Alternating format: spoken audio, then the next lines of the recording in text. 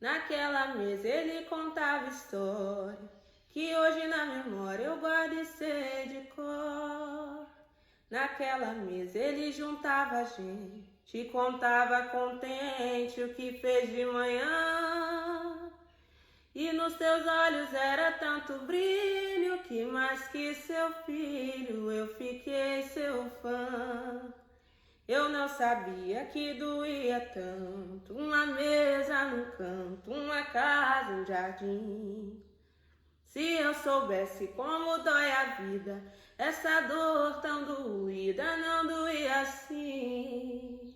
E agora resta uma mesa na sala, hoje ninguém mais fala do seu bandolim. Naquela mesa tá faltando ele, a saudade dele tá doendo em mim.